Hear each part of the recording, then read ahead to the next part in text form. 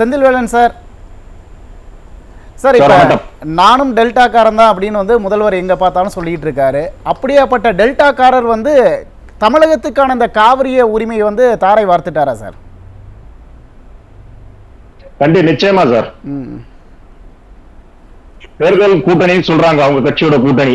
அவங்க அந்த கூட்டணி கட்சியில் இருக்க கம்யூனிஸ்ட், தேசிய கட்சிகளான கம்யூனிஸ்டோ இல்ல காங்கிரஸோ இது குறித்து எந்த ஒரு வார்த்தையும் சொல்லல. ஆனால் கர்நாடக துணை முதலமைச்சரும் முதல்வர் என்ன சொல்றாங்கன்னா, கண்டிப்பா நாங்க மேகதாது அணை கட்டியே தீர்வோம் சொல்றாங்க. அதேதான் அவங்க நிலைப்பாடு இருக்கு. ஆனா அதுக்கு இன்று வரையும் தமிழ்நாடு முதலமைச்சர் எந்த ஒரு மறுப்பு அறிக்கை கூட,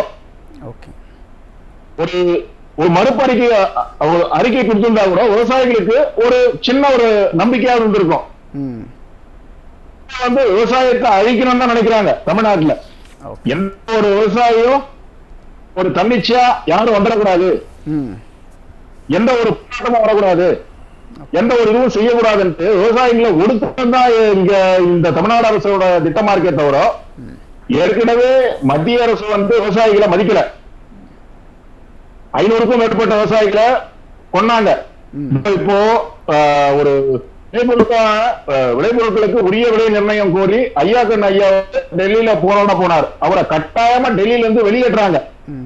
ஒரு சாதாரண புதுப்பெட்டியில ஏற்றி குடிக்க தண்ணி கூட கொடுக்காம அனுப்பிச்சிட்டு இருக்காங்க மத்திய சர்க்கார்.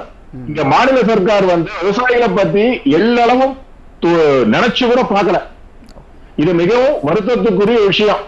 இவங்களோட கூட்டணி ஆட்சி தான், இவங்க போய் தேர்தல் பிரச்சாரம் பண்ணி தான் அங்க ஆட்சி மாற்றத்துக்கு கொண்டு வந்தாங்க தமிழ்நாட்டில் இருக்க திமுக கூட்டணி கட்சிகள்.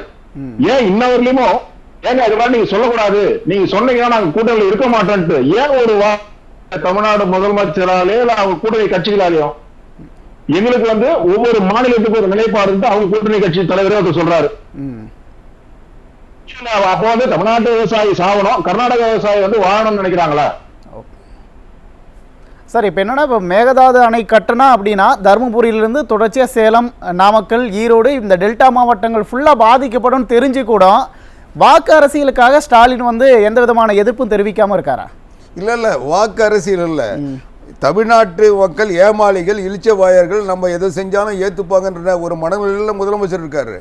அவர் வந்து தமிழ்நாட்டை பற்றி எந்த கவலை இல்லை, தமிழ்நாட்டு விவசாயிகளை பற்றி கவலை இல்லை. காவிரியில் தண்ணி வரலன்னா அவங்க அப்பா 54 முடிவடைந்த ஒப்பந்தத்தை புதுப்பிச்சிருந்தா இந்த பிரச்சனையே வந்திருக்காது. நம்ம பேசலாம் சார், இது அவருக்கான நேரம். செந்தில்வேலன் சார், நீங்கள் உங்களோட கருத்தை பதிவு செய்யலாம். அதாவது வந்து மேகதாது அணைன்ற ஒரு அணை கட்டிட்டாங்கன்னா மேட்டூர் அணை வந்து வறண்ட பாலைவனமா தான் இருக்கும். காவிரி டெல்டா தேவையில்லை. மேட்டூர் அணையை நம்பிதான் காவிரி டெல்டாவில் இருக்க அத்தனை விவசாயிகளும் அங்க இருக்க விவசாய பொருட்களை உற்பத்தி செய்யறாங்க. தமிழ்நாட்டு முதலமைச்சர் வந்து இது குறித்து இந்த தேர்தல் நேரத்திலேயாவது ஒரு வார்த்தை, ஒரு ஆறுதலான வார்த்தை சொன்னாலும் பரவாயில்ல. அவருக்கு எந்த ஒரு வார்த்தையும் வராதது விவசாயிகளுக்கு மிகப்பெரிய ஏமாற்றம். ஏன் அது மாதிரி இருக்காங்கன்னு தெரியல. ஒரு கூட்டணி தானா, இப்படி ஒரு கூட்டணி எந்த ஒரு கட்சிக்கும் கூட்டணியே தேவையில்லை. ஏன்னா தன் மாநில மக்களை காக்கிறதுக்கு தான் ஒரு முதல்வர்னு ஒருத்தரை தேர்ந்தெடுக்கிறாங்க ஒரு மக்கள். அதுல விவசாயிகளும் உட்பட்டவர்கள் தான். எல்லாருமே அந்த ஒரு வேளை உணவுக்கு தான் அவங்கவுங்க அந்தந்த பணிகளை செஞ்சுட்டு இருக்காங்க. உணவுப் பொருளை தயாரிக்கும் நிலம் சார். சார், இப்போ உண்மையிலே ஸ்டாலின் அவர்களுக்கு விவசாயிகள் மீது அக்கறையே இல்லைங்களா? உண்மை.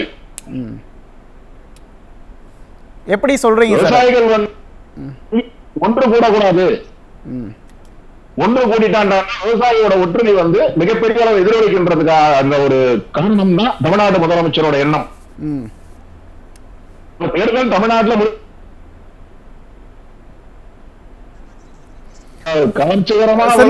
செந்தில்வேலன் சார், நம்ம தொடர்ந்து பேசலாம் சார், நம்ம தொடர்ந்து பேசலாம்.